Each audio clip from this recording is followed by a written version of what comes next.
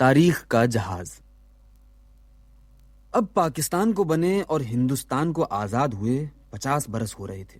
دونوں طرف اپنی اپنی گولڈن جوبلی منانے کی تیاریاں تھیں.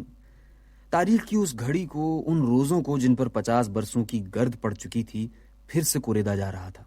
اور لیجئے، ہمیں بھی کسی نے پوچھا. کل تک تانے مل رہے تھے کہ یہ شخص نوسٹالجیا کا مریض ہے. ہم نے جو پٹاری بند کر کے طاق نسیاں میں رکھ دی تھی، اسے یہ روگی ہنوز کھولے بیٹھا ہے. مگر اب دور و نزدیک سے فرمائشیں آ رہی تھیں کہ ان دنوں کی یادیں قلم بند کر کے ہمیں نوازیے. اور فرمائشیں پاکستان سے کم، باہر سے زیادہ. انڈیا انٹرنیشنل سینٹر کے رسالے کی فرمائش کو میں نے رسمی دعوت نامہ جانا تھا، مگر چند ہی دنوں بعد اس کی ایڈیٹر گیتی سین لاہور میں آن دھمکی. آرٹسٹوں، دانشوروں کو ٹوتی پھر رہی تھیں کہ اس باب میں کس سے کیا لکھوایا جائے. ادھر گوئٹے انسٹیٹیوٹ نے ایک ایسی ہی فرمائش کر ڈالی، اور یہ تو کراچی کی بات تھی. برلن سے ہاؤس آف ورلڈ کلچر نے ہندوستان سے اور پاکستان سے چند ادیبوں کو ایسی ہی ایک تقریب کے لیے بلا بھیجا. جرمن اس باب میں کچھ زیادہ ہی دلچسپی لیتے نظر آئے. شاید وہ اپنی تقسیم کے تجربے کو ہماری تقسیم کے تجربے سے موازنہ کر کے سمجھنے کی کوشش کر رہے تھے.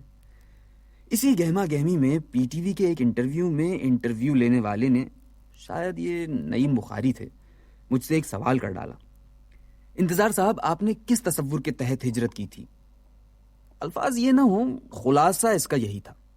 مجھے اس کے سوا اور کوئی جواب نہ بن پڑا کہ اکھڑی ہوئی خلقت کا ایک سیلاب امڈا ہوا تھا، اور سیلاب میں بہت سا خس و خاشاک بھی بہتا چلا آتا ہے.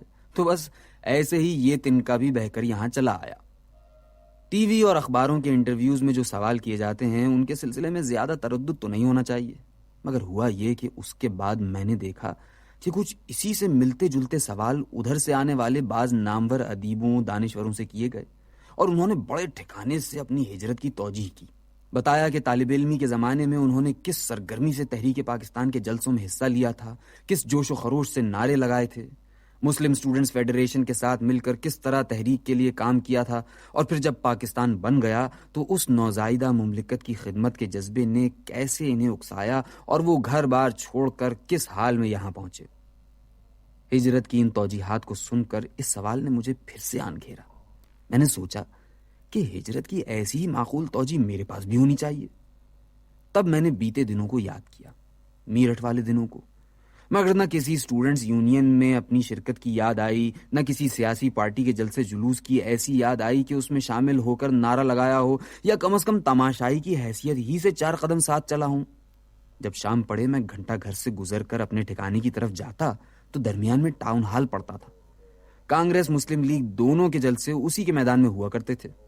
تو جب میں شام پڑے اس راہ سے گزرتا تو لاؤڈ سپیکر پرشور تقریروں کے اثر سے جھنجھنا رہے ہوتے. بس میں ایک ہی دفعہ اس راہ پر ٹھٹکا تھا. اس شام جب پتا چلا کہ آج مولانا حسرت موہانی آئے ہوئے ہیں، وہ مسلم لیگ کے جلسے کو خطاب کریں گے. مجمع بہت تھا، بجلی کے ہنڈوں کی روشنی کم تھی، حسرت موہانی کی صورت مجھے ٹھیک سے دکھائی نہیں دے رہی تھی، ان کی آواز میں بھی گھن گرج نہیں تھی. میں بور ہو کر جلدی ہی واپس ہو لیا. اچھا، یہ پہلو اگر خالی تھا تو لٹنے پٹنے ہی کی کوئی داستان میرے پاس ہوتی. وہ بھی کوئی برآمد نہیں ہوئی. اپنے اس بے کیف ماضی نے مجھے بہت مایوس کیا. میرے پاس سنانے کے لیے کوئی کہانی اور کرنے کے لیے کوئی دعویٰ نہیں تھا. عجیب بات ہے کہ تقسیم کے اثر سے پیدا ہونے والے ادب پر اکا دکا مضمون جو میں نے لکھا، اس میں اس وقت کی ہجرت کے عمل کو تو برا بھلا سمجھنے کی کوشش کی تھی. اس سے یاروں نے ایک فلسفہ ہجرت مجھ سے منسوب کر دیا. حالانکہ مقصود صرف اتنا تھا کہ جب اتنے بڑے پیمانے پر نقل مکانی ہوئی ہے تو اسے اپنی تاریخ کے کسی بڑے تجربے کے ساتھ پیوست کر کے دیکھا جائے کہ شاید اس سے اس عمل میں کوئی بڑے معنی پیدا ہو جائیں. مگر اپنی نجی نقل مکانی کو کسی قسم کے معنی پہنانے کا یا آئیڈیلائز کرنے کا خیال ہی نہیں آیا. رہا ملک اور قوم کی خدمت کا جذبہ، تو خود خدمت کا لفظ مجھے اتنا بھاری نظر آتا ہے کہ لگتا ہے کہ اسے اپنایا تو اس کے نیچے دب کر رہ جاؤں گا. عمر اردو میں قلم چلاتے اور کہانیاں لکھتے ہی گزری ہے، لیکن اردو کی خدمت یا ادب کی خدمت، توبہ توبہ، اس متبذل تصور کا تو میں متحمل ہی نہیں ہو سکتا.